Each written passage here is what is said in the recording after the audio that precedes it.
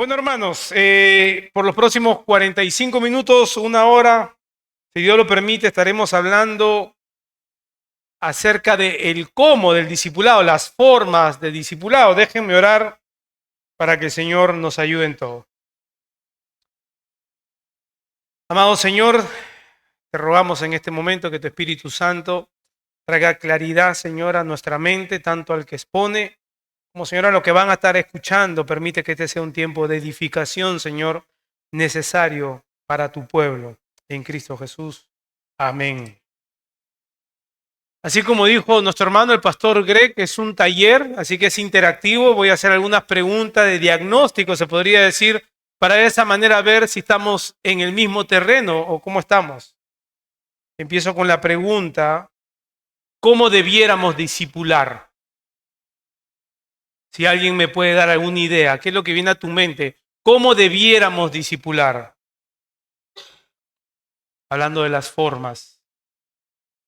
Relaciones, amistades, como ya hemos escuchado en el primer taller, ¿verdad? ¿Qué más? ¿Cómo debiéramos discipular? Yo sé que para muchos, porque nuestra mente, vivimos en un momento que lo que primero pensamos es en estructuras quizás, ¿no? ¿Cómo debiéramos discipular? A ver, otra respuesta. ¿Quién más? Mi hermana. ¿Amando a los hermanos, Rosa? Influenciando, ciertamente somos gente de influencia, a la misma vez que somos personas que nos dejamos influenciar. Pero nuestra hermana Karina dijo algo importantísimo, y es ahí en donde vamos a basar gran parte de esta hora. No podemos discipular si no amamos a la persona. Eso es virtualmente imposible, al menos no sería un discipulado bíblico. Ahora, entonces, ¿cuál debiera ser el primer paso a tomar? Y esto quizás es lo más intimidante. En la experiencia personal, fue lo más intimidante invitar a un hermano a estudiar la Biblia. Yo tenía en la mente qué es lo que quería hacer. Por un tiempo ya yo había visto la necesidad del discipulado en mi propia vida, pero es intimidante acercarte a alguien, invitarlo a estudiar la Escritura. Entonces, amamos a la persona, pero para dar ese paso de amor, yo tengo que escoger a la persona que voy a discipular.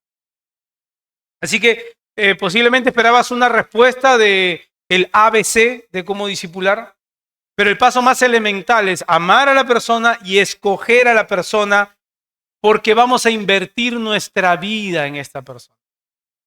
El discipulado, hermanos, hermanos pastores, hay aquí hermanos pastores, líderes, esposas de pastores y todos en general. El discipulado tiene que ver cómo yo amo a la persona y lo que estoy dispuesto a pagar, el precio, el costo de invertir mi vida en esa persona. Vamos a ir a Lucas 6 para ver algunos componentes, teniendo esto en mente, de invertir la vida en alguien, algunos componentes que debiera tener nuestro discipulado.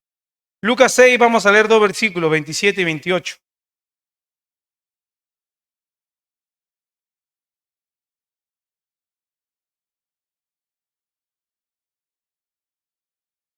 Lucas 6, 27 y 28, si alguien lo puede leer, por favor.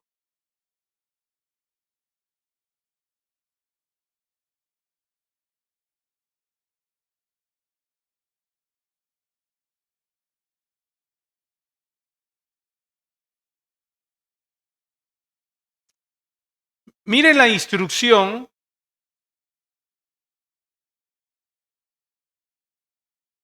Ok.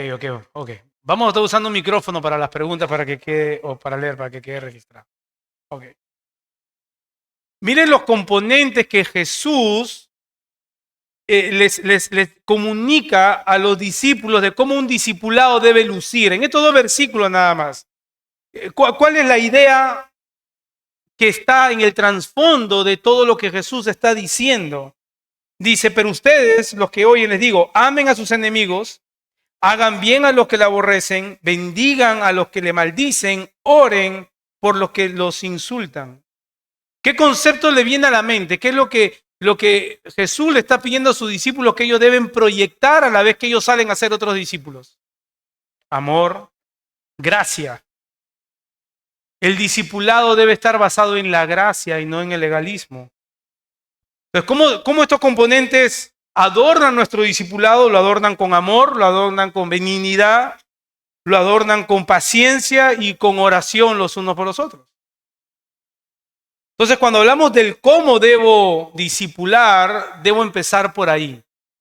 Debo discipular con gracia, amando a alguien, escogiendo a esa persona porque voy a invertir mi vida en esa persona, a la misma vez que sumo todos estos componentes. ¿Se dan cuenta que esto es el fundamento? No estamos hablando de programas, no estamos hablando de libros, que hay infinidad de libros que podemos usar, pero estamos hablando de lo que queremos transmitir en el discipulado. ¿Okay? Lo opuesto sería crear fariseos, lo opuesto sería discipulados legalistas, que estoy seguro que muchos de acá han sido víctimas de discipulados legalistas. ¿Verdad? Muchos hemos visto el resultado, el mal resultado de discipulados en base del fariseísmo, del legalismo, de una obediencia sin ningún tipo de gracia. Y cuando no tenemos gracia para con las personas que estamos discipulando, cuando fallen, porque van a fallar, las vamos a tachar. Las vamos a descartar. Vamos a ver otro ejemplo en Lucas 10. Todo el Evangelio de Lucas nos muestra realmente un discipulado intensivo que el Señor da a sus discípulos, que quiere que se replica en la vida de sus discípulos para con otros. Lucas 10, el versículo 30 en adelante nos muestra la parábola del samaritano, del buen samaritano. Yo creo que todos lo conocemos. Vamos a leer algunos versículos. Vamos a leer del 30 al 35, si alguien lo puede leer y así se le acerca el micrófono, por favor.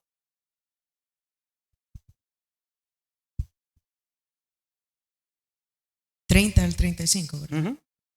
Y respondiendo Jesús dijo: un hombre descendía a Jerusalén, a Jericó, y cayó en manos de ladrones, los cuales le despojaron e hiriéndole se fueron, dejándole medio muerto. Y aconteció que descendió un sacerdote por aquel camino, y cuando lo vio, pasó por el otro lado. Y asimismo un levita, cuando llegó cerca de aquel lugar y lo vio, pasó por el otro lado. Pero un samaritano que iba de camino vino a donde él estaba, y cuando lo vio, tuvo compasión de él, y acercándose, vendó sus heridas, echándoles aceite y vino, y poniéndolo sobre su cabalgadura, lo llevó al mesón y cuidó de él.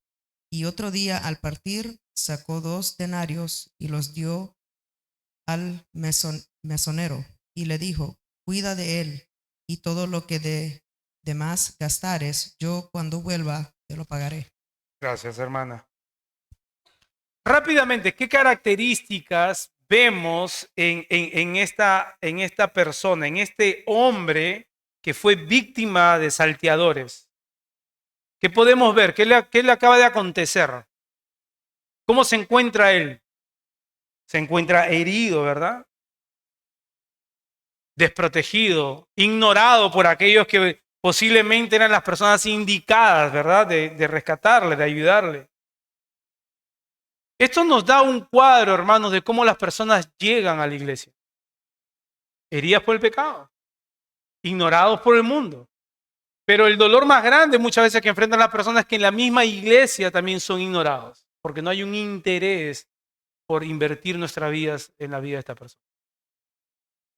Y también ahí vemos que el discipulado tiene un costo. ¿Cuánto fue lo que gastó el buen samaritano? 2 denarios, ¿verdad? Que es el sueldo, un denario del sueldo de un día. En el contexto ahora estamos hablando quizás $700, $600. El discipulado tiene un costo, hermano. Tiene un costo. Y no solo eso, sino que dice: lo que gastase él, ponlo en mi cuenta. Entonces, cuando hablamos del cómo, de las formas que debiéramos discipular, estamos viendo estos componentes que deben adornar el discipulado. Invierto mi vida en la vida de otros, amo a la persona, estoy dispuesto a asumir un costo, a asumir un precio e invertir mi vida en esta persona. Y debe estar adornada con amor, debe estar adornada con oración, debe estar adornada con paciencia. De lo contrario, lo que voy a crear es un fariseo. ¿verdad? Voy a crear un legalista. De que muchas de estas personas llegan así a las iglesias heridas por el pecado. Y como personas que queremos interesarnos en la vida de otros, lo que hacemos es apuntar a los discípulos, a la persona que estamos discipulando, a Cristo como un gran Salvador. Porque eso es lo que la gente necesita. Es lo que yo necesito que se me haga recordar a cada momento. Que Cristo es un gran Salvador. Entonces el discipulado no tiene como meta simplemente crear a alguien que se parece a mí, que habla como yo, que se conduce como yo me conduciría, sino que tiene como meta agarrar a esa persona y apuntarlo a Cristo, porque Cristo es un gran Salvador. Porque esta persona llegó a la iglesia con heridas fruto de su pecado o del pecado de otro. Mark Dever en su libro Discipular lo define de esta manera. Discipular es ayudar a otros a seguir a Jesús. Buscamos hacer un bien espiritual a alguien. La pregunta es necesaria aquí. ¿Estás amando así a alguien en la iglesia? ¿Estás amando así de manera consciente? Esto no es labor solo de los pastores. Es labor de todos nosotros. Estás amando de manera significativa. Estás amando de manera que quieres invertir tu vida en el crecimiento de otras personas para mostrarles a Cristo como gran Salvador. Dios transforma la vida de las personas a medida que estas personas llevan la palabra de Dios a los demás. Vemos el claro ejemplo en Efesios 4. Si vamos a Efesios 4. Dice, él dio a algunos a ser apóstoles, a otros profetas, a otros evangelistas, a otros pastores y maestros, a fin de capacitar a los santos para la obra del ministerio, para la edificación del cuerpo de Cristo, hasta que todos lleguemos a la unidad de la fe y del pleno conocimiento del Hijo de Dios, a la condición de un hombre maduro, a la medida de la estatura de la plenitud de Cristo. Entonces ya no seremos niños, sacudidos por las olas y llevados de aquí para allá por todo viento de doctrina, por la astucia de los hombres, por las artimañas engañosas del error. Más bien, al hablar la verdad en amor, creceremos en todos los aspectos en aquel que es la cabeza, es decir, Cristo, de quien todo el cuerpo, estando bien ajustado y unido por la cohesión de las coyunturas, proveen conforme al funcionamiento adecuado de cada miembro. Estando bien ajustado y unido por la cohesión de las coyunturas, proveen conforme al funcionamiento adecuado de cada miembro, produce el crecimiento del cuerpo para su propia edificación en amor.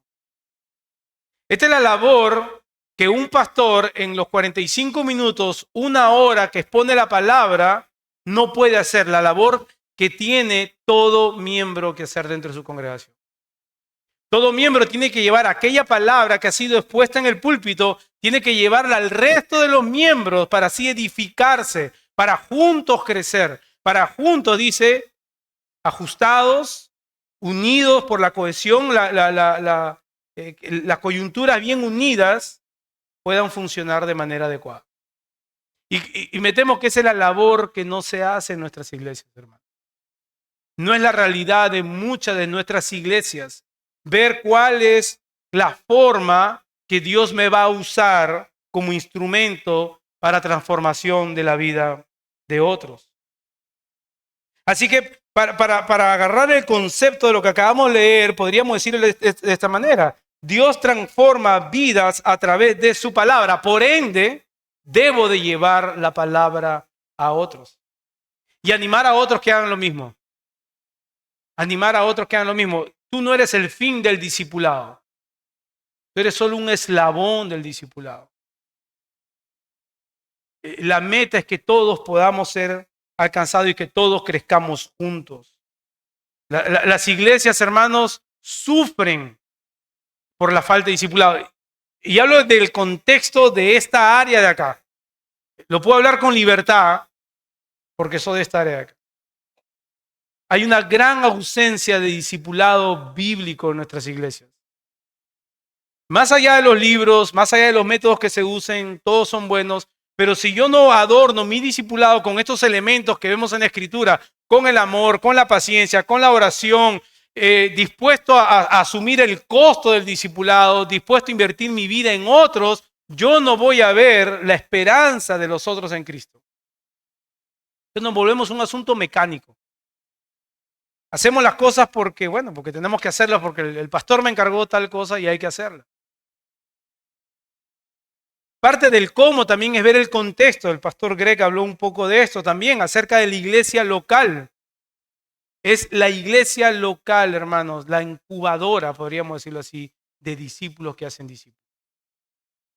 Es labor del pastor discipular a otros a través de la predicación de la palabra, reunirse con otros hombres para de la misma vez animar a hombres y a mujeres también que se puedan reunir y así meditar en la palabra del Señor. Hay discipulados colectivos que son necesarios, como la escuela dominical, como grupos pequeños, sociedades de hombres, sociedades de mujeres que se reúnen y tiene su espacio, tiene su lugar. Pero si yo quiero ver vida transformada, si yo quiero ver cómo mi hermano comienza a abandonar su pecado, tiene una lucha guiada por el Señor, yo debo interesarme en su vida de manera personal. De lo contrario, no vamos a ver el resultado que la palabra nos dice que podemos esperar por medio de la obra del Señor. Miren Hebreos 13, dice, acuérdense de sus guías que les hablaron la palabra de Dios, considerando el resultado de su conducta, imiten su fe. Esta exhortación que hace el autor de Hebreos está en un contexto de iglesia local, de los unos a los otros. ¿De qué manera yo puedo estimular a los demás hermanos en las indicaciones que da el autor de Hebreos si no es por medio de relaciones significativas? Igual más adelante en el versículo 17 dice, obedezcan a sus pastores y sujétense a ellos porque ellos velan por sus almas como quienes han de dar cuenta. Permítanles que lo hagan con alegría y no quejándose, porque eso no sería de provecho para ustedes. ¿En qué contexto se da estas indicaciones? En el contexto de una iglesia local. Debo asegurarme que mis hermanos, debo asegurarme que como miembro estamos caminando en esta línea, en esta ruta que la Escritura nos muestra. Es necesario entonces que haya mujeres también que discipulen mujeres. Creo que todos podríamos estar de acuerdo de que el área de las mujeres en nuestras iglesias hispanas es el área más descuidada. Más descuidada. Se procura que las mujeres estén a cargo de arreglar, si hay una cocina que cocinen, ¿verdad? De la decoración. Pero muy poco se habla del discipulado de mujeres hacia otras mujeres. Muy poco se habla de que las mujeres le enseñan a las mujeres, como hablaba nuestra hermana, en esas reuniones de discipulado informal, de cómo criar a los hijos en el temor del Señor. Cómo ser esposas piadosas. ¿Cuál es el rol de la mujer dentro de la iglesia local? Esas relaciones significativas no se dan muchas veces porque estamos ignorando el mandato a discipular. Entonces creemos, yo solamente puedo discipular a la medida que me vuelvo un experto en ciertas cosas. Pero un ejemplo clarísimo para dejar atrás esa idea es el ladrón en la cruz. El ladrón en la cruz, en una brevedad de tiempo, lo poco que él sabía, se lo estaba diciendo al otro ladrón en la otra cruz. No sabía mucho. Lo poco que él sabía se lo estaba comunicando al otro ladrón en la cruz. Nosotros vamos a discipular conforme a lo que nosotros sabemos. Si el Señor me ha permitido crecer hoy hasta esta medida, hasta esa medida voy a poder discipular. Y tengo que discipular. De aquí a 5 años, si el Señor me permite crecer hasta esta medida, pues a esa medida seguiré discipulando. Pero no podemos tener la excusa de que yo no estoy preparado. Si tú has puesto tu fe en Cristo Jesús, si tú entiendes la obra en la cruz a tu favor, si tú entiendes el Evangelio, tú debes discipular a alguien. Y tu vida debe mostrar esa transformación. Debe mostrar esa transformación. El fin de todas las relaciones significativas y todos estos grupos que podamos tener es el mismo, ayudar a otros a caminar con Cristo. No es simplemente el estudio de un libro, 12 pasos hacia la madurez cristiana, y la gente termina más confundida que como cuando empezó. No es simplemente tomo 1, tomo 2, tomo 3, ya tú estás listo, eres un líder. Es ayudar a que otros caminen en obediencia, caminen con Cristo. Es ayudarles a que entiendan mejor. Es el crecimiento en el conocimiento de Dios en Cristo. ¿Qué es lo que debe entender mejor la persona? Bueno, debe entender mejor, sí, las doctrinas, las disciplinas, su identidad en Cristo. Una de las cosas que he observado, porque el Señor me ha permitido observar, es que una de las consecuencias de una falta de discipulado bíblico es que la mayoría de cristianos sufren de una crisis de identidad. No saben quiénes son en Cristo. Piensa que son lo que hacen. ¿Cómo te defines en Cristo? Bueno, yo soy pastor. Bueno, yo soy predicador, yo soy líder de alabanza, yo soy tal, yo soy tal. Pero absolutamente nada de eso es su identidad. Entonces, cuando ellos dejan de hacer eso, tienen una crisis de identidad porque eso era lo que da la significancia a su caminar en Cristo. En el discipulado, hermanos, tenemos esa meta de equipar al creyente a que entienda quién es en Cristo por la obra de Cristo, los beneficios que hemos recibido por medio de la cruz. Soy un pecador redimido, soy un pecador justificado, soy una obra que se está llevando a cabo, todos aquellos componentes. Pero yo debo entenderlo. Yo debo entender quién soy en Cristo para poder enseñar a otros a caminar en Él. No solamente entonces tengo que ayudarles a entender mejor, también tengo que ayudarles a vivir mejor. A vivir mejor. Esto quiere decir la doctrina práctica. No es una enseñanza vacía. La pregunta es, ¿cómo aplico la doctrina que yo estoy aprendiendo? ¿Cómo la aplico en mi lucha con mi pecado? ¿Cómo la aplico en contra de aquellos ídolos que se levantan en mi corazón? Hay una disociación entre lo que yo aprendo intelectualmente y en cómo lo aplico en mi vida. Así que en el discipulado queremos hacer eso. Queremos mostrar nuestras marcas. Cuando uno se sienta a discipular a otra persona, no es que yo estoy aquí y la otra persona aquí. Yo también tengo debilidades, yo también lucho. Y quiero que la otra persona vea que su lucha es mi lucha. Y que los dos estamos ahí en ese mismo camino. Todos, hermanos, conocemos a alguien que necesita crecer. De lo que hemos venido hablando hasta aquí, ¿hay alguien en tu mente ya? Mira tu iglesia local. ¿Hay alguien en tu mente que tú estás pensando en que urgentemente necesitas tú invertir tu vida en esa persona, mostrarle amor para ayudarle a crecer, a caminar en Cristo? Ahora, hay dos razones usualmente por las cuales huimos a esta responsabilidad. No confiamos primeramente en que las escrituras son suficientes para ayudar a otras personas. No confiamos que en las escrituras está la suficiencia de la palabra del Señor para transformar corazones, para dar esperanza.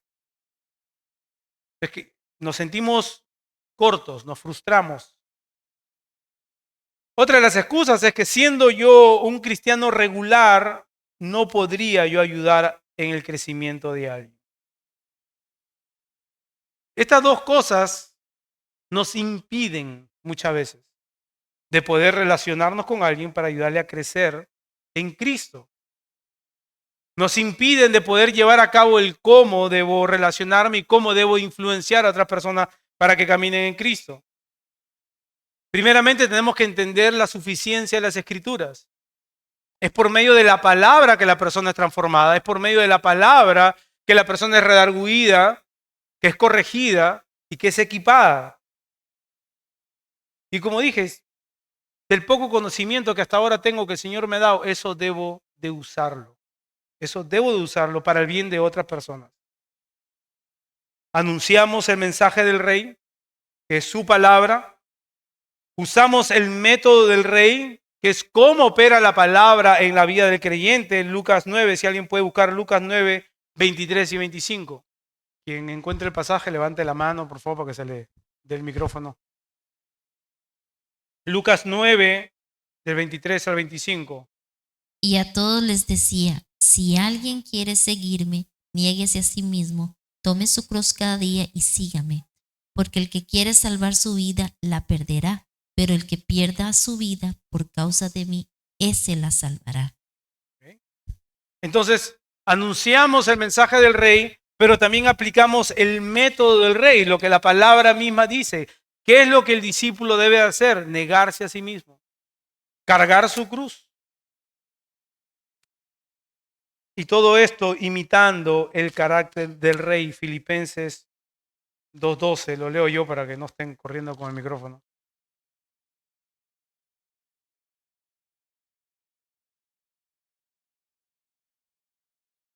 Así que, amados míos, tal como siempre han obedecido no solo en mi presencia, sino ahora mucho más en mi ausencia, ocúpense de su salvación con temor y con temblor. Muestren su salvación, vivan su salvación. Vivan su salvación. Entonces, anunciamos el mensaje del rey, usamos el método del rey, imitamos el carácter del rey para que nosotros podamos invertir nuestras vidas en la vida de otras personas.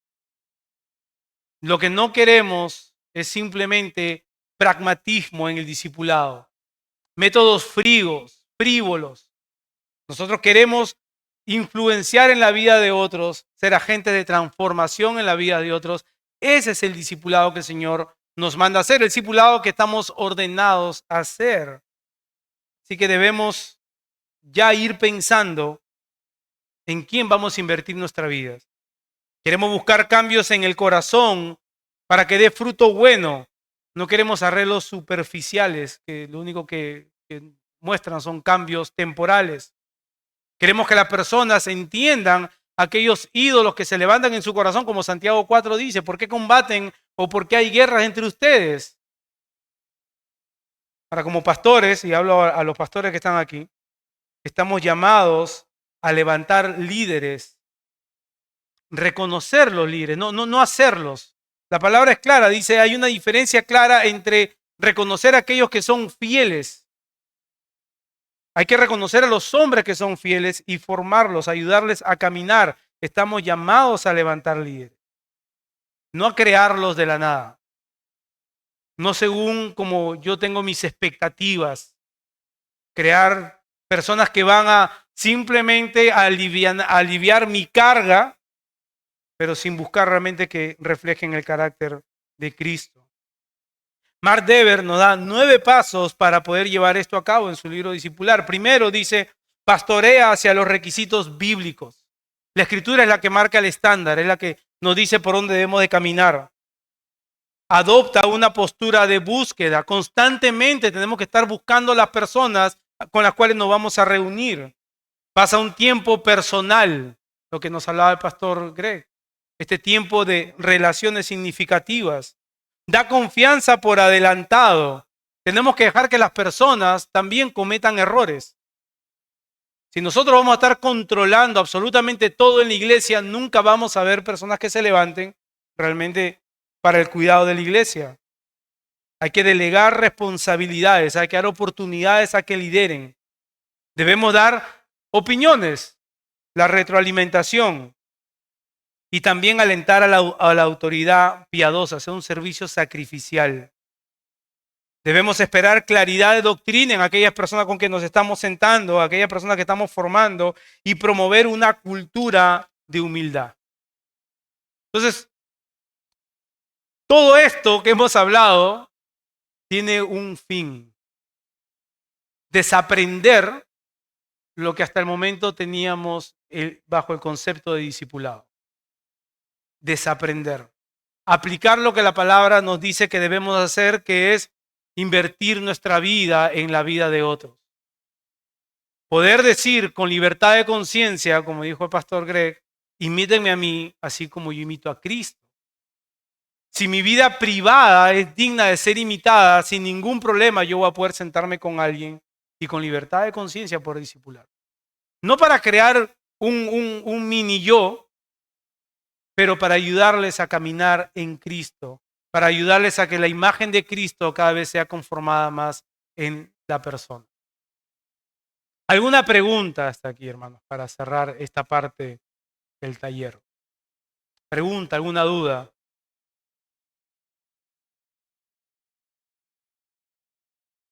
¿Todo quedó claro? Lorena.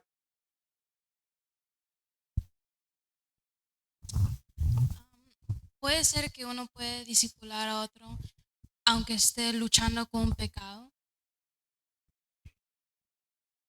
Yo creo que la lucha, pues tú lo has dicho, la palabra lucha no desacredita a alguien para discipular a otra persona.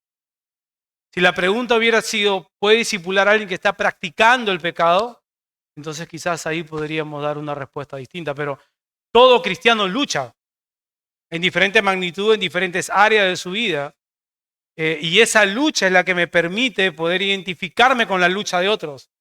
En mi lucha yo puedo tener la gracia necesaria para poder decirle a otros hermanos, es tu lucha, también es mi lucha. O quizás fue mi lucha y el Señor en su gracia me ha permitido al menos aliviar esa carga por el momento. Pero yo creo que aquella persona que está luchando, honestamente luchando en contra de una tentación, no está desacreditada en discipular a alguien, ¿no? ¿Alguien más? Claro. Bueno, claro, en la época que vivimos, el discipulado en general es paupérrimo, ¿no? Es pobre, tanto de hombres como mujeres. Pero se hace un énfasis a veces en el discipulado doctrinal de los hombres y no tanto en el discipulado doctrinal de las mujeres. Ahora, de una perspectiva como pastor, debe ser la prioridad, parte de la prioridad pastoral, poder formar hombres para que ellos asuman su rol de líderes dentro de la congregación, primeramente dentro de su familia, porque esto lo que nos deja ver es simplemente un reflejo de lo que pasa en las casas. Hombres que no lideran sus casas no van a liderar dentro de la iglesia. Entonces, y muchas veces parte desde el púlpito, ¿no? Parte del púlpito. Entonces sí, hay se puede decir, un síntoma de enfermedad en el discipulado en general, ¿no? No sé si el pastor quiere que añadir algo al comentario. ¿O José? ¿Sí? Sí, yo estoy de acuerdo que típicamente vemos mujeres comprometidas en las iglesias y menos hombres, típicamente. Ese es el patrón, lastimosamente. Es parte de los efectos de la caída, de que el hombre no asume el rol dado por Dios. Y sí es verdad que la prioridad bíblica de los pastores, yo siempre digo, tenemos dos prioridades. Los pastores, a veces es difícil saber con todas las cargas que hay, el trabajo nunca termina. O sea, si uno permite, o sea, las horas nunca terminan por las cosas que hay para hacer, porque estamos hablando de vidas espirituales. Pero si tenés que resumir dos prioridades de la vida de un pastor, es la dedicación al ministerio de la oración y la palabra, el púlpito. Número uno, esa es la prioridad número uno. Y número dos, formar hombres, específicamente. 2 Timoteo 2, que Pablo le dice a Timoteo que lo que él le ha enseñado en la presencia de muchos testigos es eso, que lo encargue a hombres fieles. Entonces, una de las metas principales que yo tengo como pastor es formar futuros pastores, futuros ancianos, futuros misioneros, diáconos. Eso tiene que ser mi prioridad. Así que amén a esa necesidad. Pero también es verdad, yo comparto lo que decís vos, lo hemos hablado con mi esposa, que justamente porque hay una necesidad real y debemos priorizar por encima de todo, formar los hombres que son las cabezas de los hogares, puede haber un descuido en la iglesia de no ver la necesidad de formar, de capacitar a mujeres y que el ministerio de la mujer, principalmente se escribe en Tito 2, pero que ese ministerio se vea reflejado realmente, que las mujeres sean capacitadas. Y la capacitación viene primordialmente del púlpito, ese es el punto principal. Pero sí creo que es importante que la mujer vea su prioridad y su necesidad de entrenar y discipular a mujeres. Así que amén a ambas.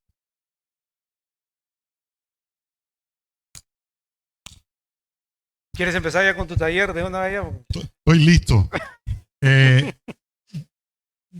Si alguien me da la varita mágica de que todos los hombres vayan a cosas para hombres, por favor díganmelo. Para mí es de los retos principales de un pastor. Por la naturaleza humana no nos gustan a los hombres. Imagínate, uno está perdido manejando y uno no quiere hombres que te den instrucciones hacia dónde ir. Entonces nos es difícil. Amén, dice el hermano. Nos es difícil que tengo que ir a escuchar a otro hombre cómo ser esposo. Tengo que ir a escucharle a otro hombre cómo ser papá. Y es un orgullo que está en nosotros que no tenemos un corazón enseñable. Y Dios ha puesto en las damas algo que la forma que debe ser ellas entregadas es orando, como dice Timoteo, y entregándolos a ellos en lugar de usurpar el lugar. Porque es de lo más retante es eso para un pastor, ok. Pocas damas se te duermen en una prédica.